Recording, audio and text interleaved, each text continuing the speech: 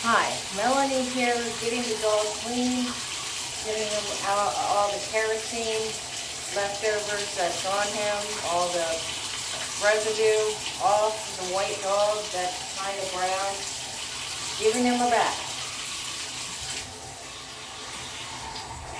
Not his favorite thing, but at least he'll be clean.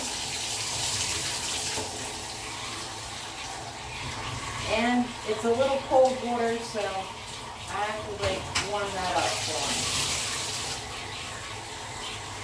All these dots around the tub and stuff is from the kerosene spray.